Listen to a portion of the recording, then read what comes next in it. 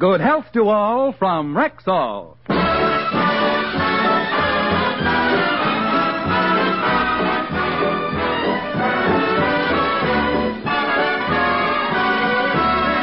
Yes, it's Sunday, time for the Phil Harris Alice Faye Show, presented by the makers of Rexall Drug Products and your Rexall Family Druggist.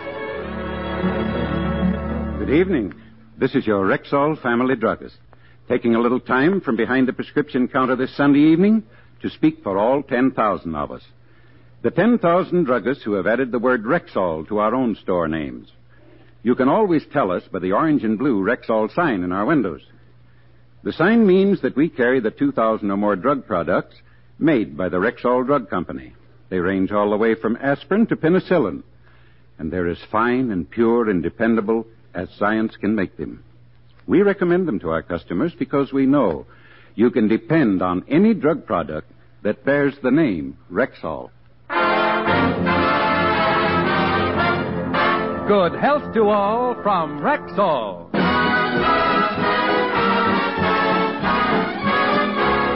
And now your Rexall Family Druggist brings you the Phil Harris Alice Faye Show, written by Ray Singer and Dick Chevrolet, with Elliot Lewis, Walter Tetley, Robert North, Gail Gordon, Janine Roos, Ann Whitfield, Walter Scharf and his music, yours truly, Bill Foreman, and starring Alice Faye and Phil Harris.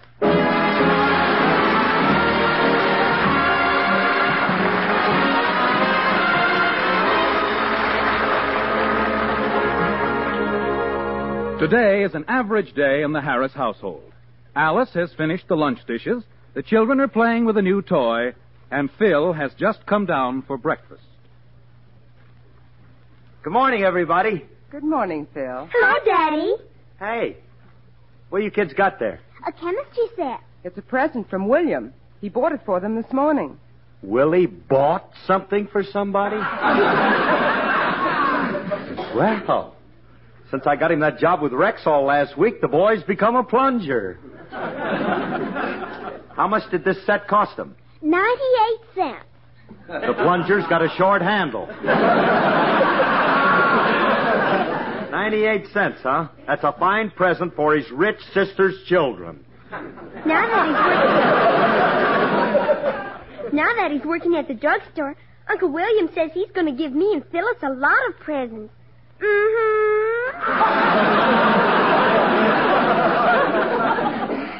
Yes, indeed. For Christmas, I can see him putting 2 small tubes of dental floss under the tree. Alice, look, a chemistry set is dangerous. They can hurt themselves messing around with that. Oh, it's just a toy and it's perfectly harmless. They can't get into any trouble with it. No, Daddy. This morning we made ink with it. You made ink, huh? How was it? It was delicious. You drank it? Alice, do something. Call a doctor. Get a blotter. No. Don't get excited, Phil. They just tasted it, and I washed their mouths out. They know enough not to do it again. Believe me. Girls, you'd better go outside and play now. Okay, Mommy. Come on, Phyllis. Willie. When he's not doing something to me, he's doing something to my children. Getting him that job was the best thing I ever did. At least now he won't be bothering me during the day, and it'll certainly be a relief to hear him come in every morning with that... Good morning, Philip. What'd he do, have a record made? What are you doing here during the day, Willie? I just came from a meeting with Mr. Scott. Scott? Who's Mr. Scott? Well, he's a very important man with the Rexall Company. He and the other executives were talking about you and your radio show, Philip. Ah. Talked about me, huh? Kind of cut me up a little, huh? What'd they have to say about me, Willie? Well... Come on, tell me what they said. Come on, what do they think of me? You needn't worry, Philip. You have a contract, and there's nothing they can do about it. Knock off, will you, Levi? Get lost. Go back to the drugstore and stuff cotton in their aspirin bottles. Nothing they can do about it. What do you mean, nothing they can do about it? They'd have to be crazy to try to get rid of me. I'm the greatest thing since rubber gloves. Can't understand it. I can't even get to meet this Mr. Scott. How come you got so close to him in only 1 week? Oh, I don't know. Guess he was captivated by my sparkling personality. captivated. You got a personality that sparkles like a hangnail. There's got to be another reason. Well, of course, he was very much impressed with the new bookkeeping system I installed. It's really quite a system. Oh, I'll bet it's just a Jim dandy. You must explain it to me sometime. Oh, I'll be glad to. It's a double entry system. Cease. Whereby... That's fine. Just close it up right there. Hey, look, let me ask you something. Don't you have to get back to the office? Oh, my goodness, it's almost 1 o'clock. I'd better hurry. Now, don't worry, Philip. Next time I see Mr. Scott, I'll put in a good word for you. If I can think of one. Goodbye. Bye, Willie. If I can think of one. Some sharp talk. Kid's really getting sharp. Ain't no stopping him since he won first prize for his tapioca pudding at the Pomona Fair.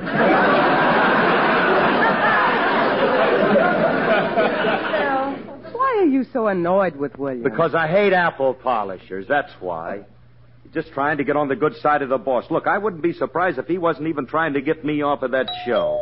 Look, I'll get it. Must be Willie again. Probably forgot something. His beret. I'm getting a little fed up with his coming around all the time, and I'm going to tell him so. Why don't you stop coming around here and bothering me? So? You don't love me anymore. Oh, Frankie, I'm glad I found out in time before I made a fool of myself.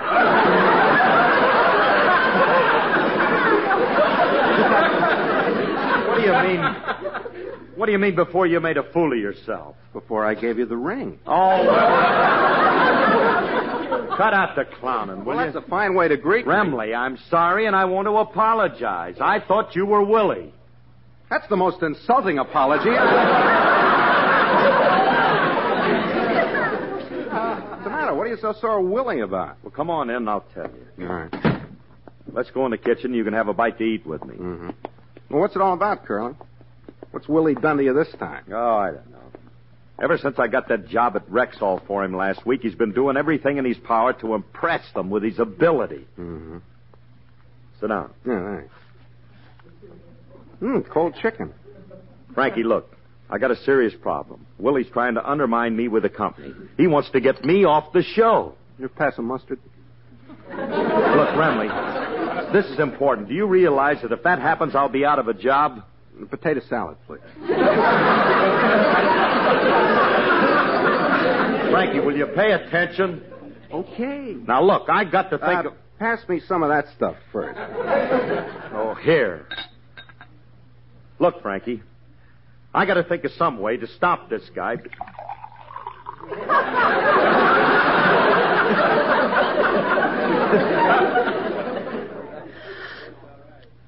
Hey, this is wonderful wine. Good vintage. Nice body, very dry. What do you call this stuff? Ink.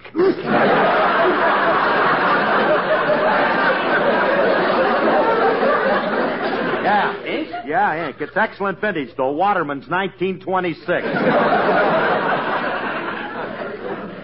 Serves you right. The kids made that stuff with a chemistry set that Uncle Willie gave them. Uh-huh. Look, Frankie, I've been trying to tell you. Willie invented a new book system, or a keeping system, for the company, and now he's the fair-haired boy with a Mr. Scott, a big man there. I ain't even met the guy. Remley, I got to do something to impress the executives. Yeah. Why don't you invent something? Like what? Well, what's the most important thing that Rexall makes and sells? What are they famous for? Drugs. That's it. All you got to do is invent a new drug. That's all, huh? Yep, simple as that. Yeah. Yeah, there's only one trouble. I'm a little out of practice. You see, I haven't invented a drug for a fortnight now.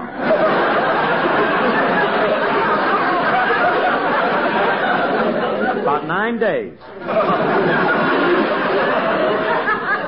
Look, what makes you think they need a new drug?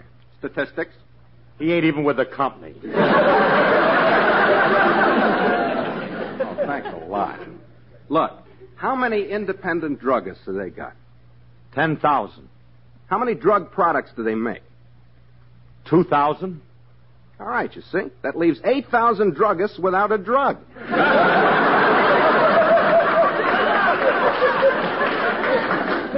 You must admit that makes sense. That figures. Hey, Remley. What? Whatever gave you the idea of inventing a new drug? Oh, the kid's chemistry set and my knowledge of chemical formulae. Formulae? That's Latin. It's female for formula.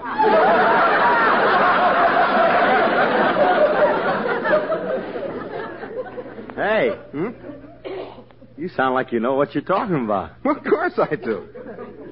Come on, let's experiment. A lot of things are discovered by chemists, just accidentally mixing things together. With my knowledge, we're sure to hit something. Yeah. A lot of things are discovered accidentally. Sure. Anyway, it's worth a try. Hey, come on, Frankie. Now, look. Let's get the kids' chemistry set, mix a few things together, and we'll see what happens. Curly, please. We chemists cannot work with a child's implements. We'll need a professional set with test tubes and Bunsen burners. You'll have to buy an elaborate set. Okay, Frankie, but you better come with me so I don't get stuck. All right. Hey, I hope this thing works. How I'd love to show that Willie up. Wouldn't that be something? Well, like the general said, let's get moving. The general? Yeah. Oh, the general said, giddy up, giddy up, giddy up, giddy up, giddy up. But his noble steed said, no, indeed, go get yourself a jeep. Then the general said, giddy up, giddy up, giddy up, giddy up, giddy up.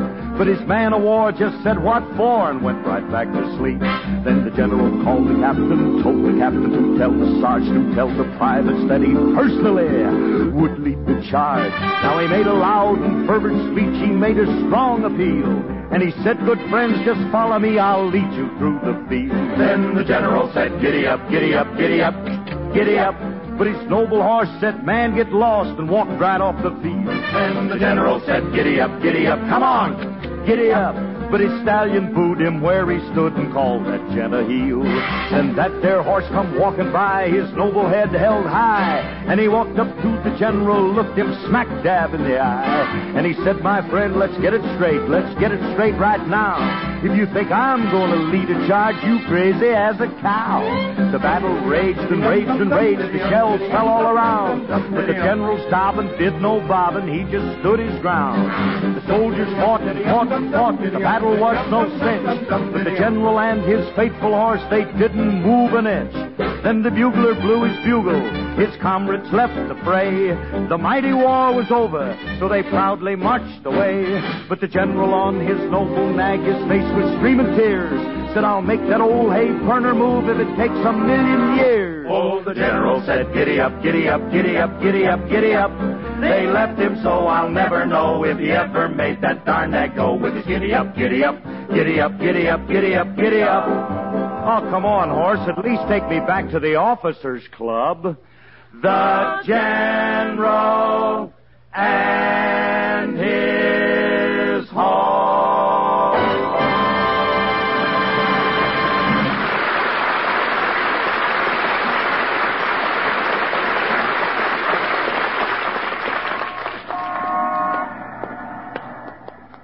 Hey, Remley. What? How much further is this chemist supply store? Oh, it's in this block, a couple of doors down. See, now, I want to make sure we get everything. We'll need a couple of dozen test tubes, some mixing pans, Bunsen burners. What are them burners for? Oh, they're necessary to every chemist. Yeah? Can't burn a Bunsen without them.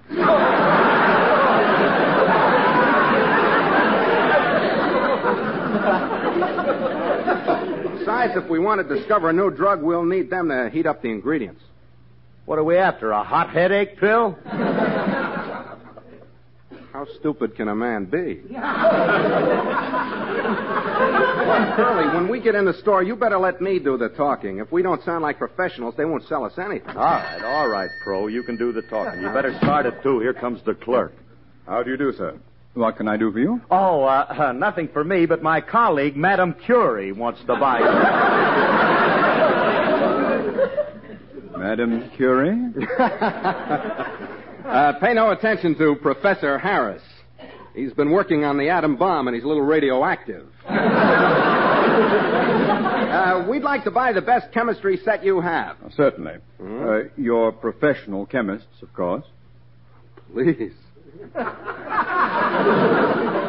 H2O CO2 and carbon 4 dioxide 5. And if that ain't enough, granite 3883.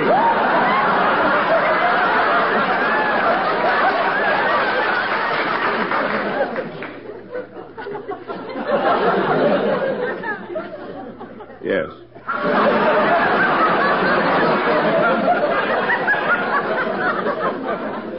Yes. Now, will you please show us your most expensive set?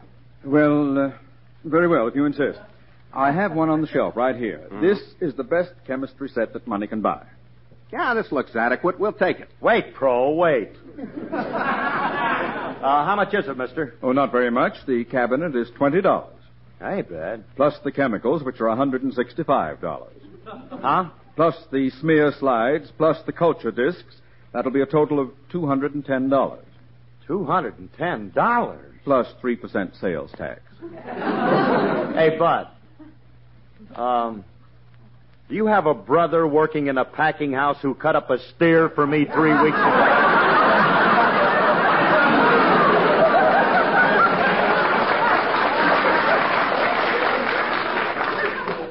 That was me, Professor Harris. I change jobs. I do that quite often. Well, don't ever take a job in a penny arcade. You won't be happy with their prices. Hey, Curly, stop quibbling about price. This is important to you. All right. All right, wrap it up, mister. We won't take it home. Get started. Very well. Oh, a word of warning. If you don't know what you're doing, these sets can be dangerous. No, please, don't worry about us, Bub. By the way, we'll also need some test tubes and mixing pans. Oh, look, and another thing. Throw in a couple of them bunion burners.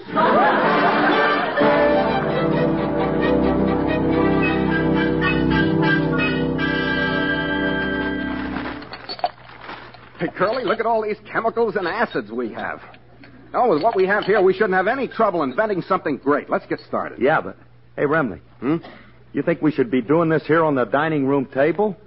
This is an expensive piece of furniture. We might damage it. No, not with me handling the stuff. However, if it'll make you feel better, we'll cover it up. Put that tablecloth on. Yeah, that's a good idea. I'll just throw it on here, huh? Yeah, there. Ain't no sense taking no chances. No.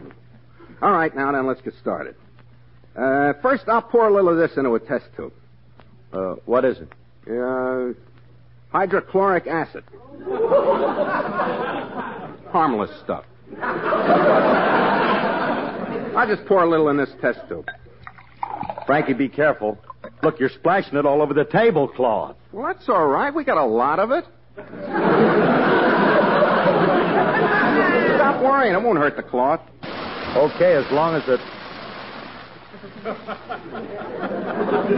Remley, are you losing compression?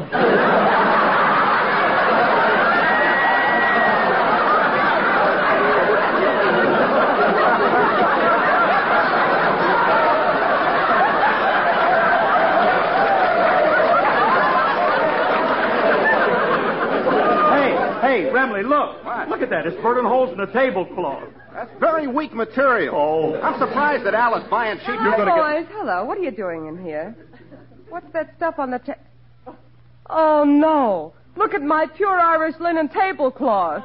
Beautiful, intricate lace work, hasn't it? Phil Harris, what have you done?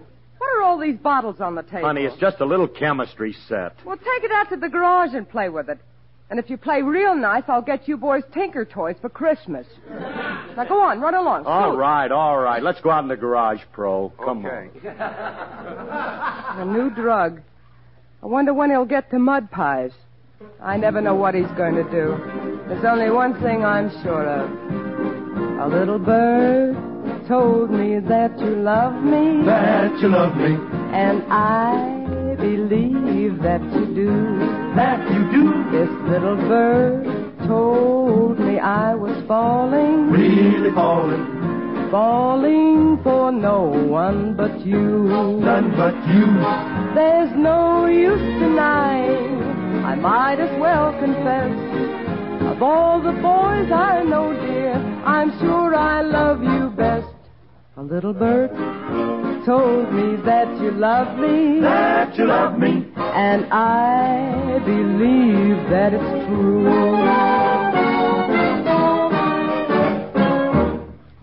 little bird told me we'd be married, and I believe that it's true. This little bird also told me when we marry, we'll have a pretty cottage not too far, all fenced in like a movie star. Great Dane Pop, we'll call him Ace, lying there by the fireplace, a goldfish pond and a wishing well. Everything is gonna turn out swell. A little bird told her she'd be married, and we believe that it's true. This little bird also told her when she married, we'll be the proudest couple in the land. Go through life hand in hand. Have a rancho way out west. Pick a spot that we love the best. A peachy keen and all is well. True we know. A little birdie told us so. Love that little Boyd.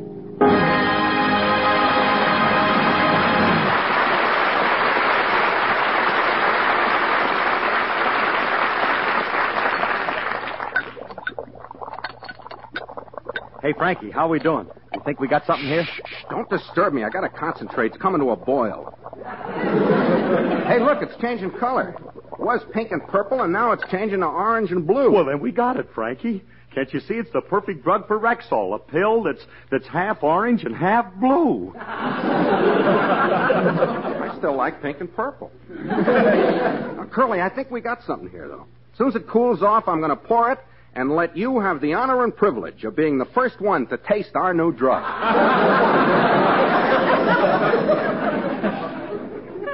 Let's reverse that. I'll pour, you taste. No, but Curly, I'm a scientist. The world needs men like me, but you're expendable. Are you going to be selfish? You're going to think of the world or yourself? Yes. Yes, what? I think the world of myself.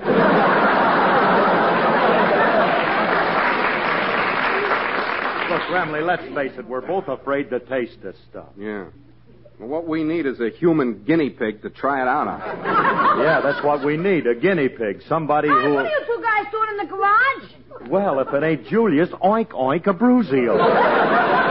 Hey, come on in here, kid. Come on in. Yeah, come on, pull up a sty and sit down. Hey, you guys, let go. Get your clammy meat hooks off of me.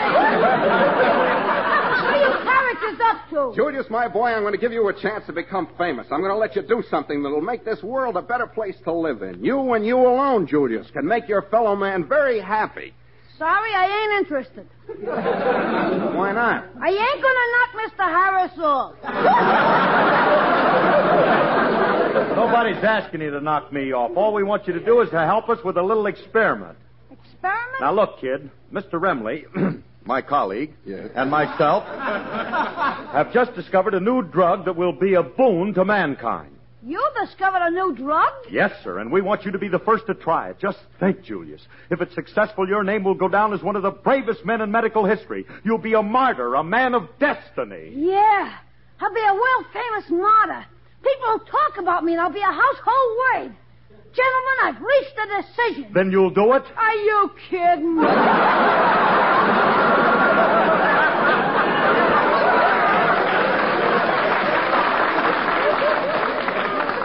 Julius, I made this stuff. What are you afraid of? What could happen to you? I can drop dead.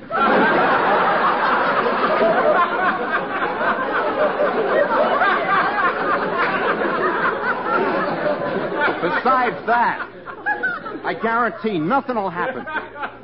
But if it does, we'll give you our antidote. Did you discover an antidote, too? No, but we'll face that crisis when it arrives. Look, Julius, I'm trying to discover a new drug for my sponsor. If I can show a big shot like Mr. Scott that I have his interests at heart, he'll accept me. We'll travel around together socially. Save your breath. I should give my life just so you can go steady with Mr. Scott?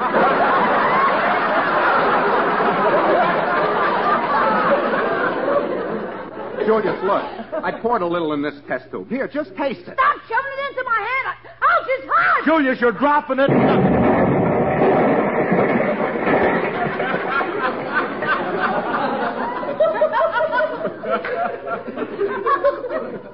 I don't think this stuff's going to be any good for headaches. Boom, it went, huh? Well, boom. Ow! Yeah. Curly, you all right? Yeah, I'm fine. How about you? Yeah, I'm all in one piece. Curly. Yeah.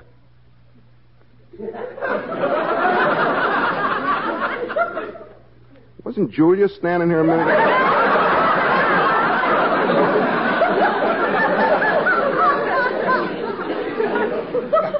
I could have sworn he was. Hey, Frankie. Hmm? You think that maybe... Could be. Oh, well, here today and gone tomorrow. Yeah. But he didn't even wait till tomorrow.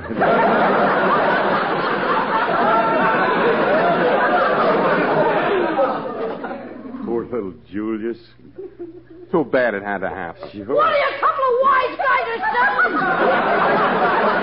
Hey, Julius, you all right? Where were you? I ducked down here under the car. So that's the drug you discovered for Rexall, huh? What are they going to do, open a bomb department? All right, we're sorry, kid. It was an accident. I guess I put too much uranium in it. I'm getting out of here. To think you guys wanted me to drink that stuff. But, Julius, we Wait didn't... till I tell my old man you tried to make an active volcano out of me.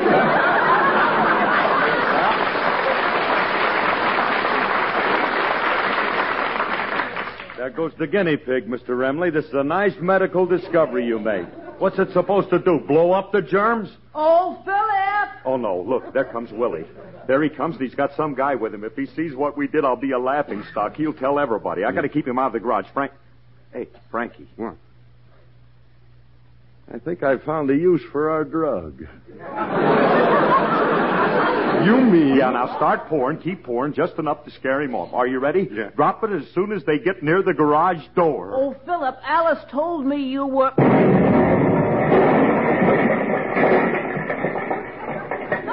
I wonder what Alice told him you were. Hey, Frankie, look at Willie. Look at Willie and his friend Ron. We scared the daylights out of them. That's the most fun. Phil, Frankie, what happened? What was that explosion? It was nothing, honey. We just played a little gag to scare Willie and his friend away. Just a harmless prank. Phil, Yeah. Phil, you shouldn't have done that. Especially to Willie's friend. Oh, who's worried about Willie's friend? When will I ever see that guy again? Around auction time, that was Mr. Scott. What?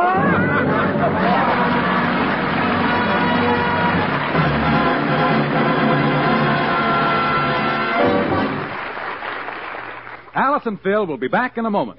This is your Rexall family druggist again, folks, to tell you that... Mister? Yeah? Why do you call yourself a family druggist? Well, Sonny, it's like this.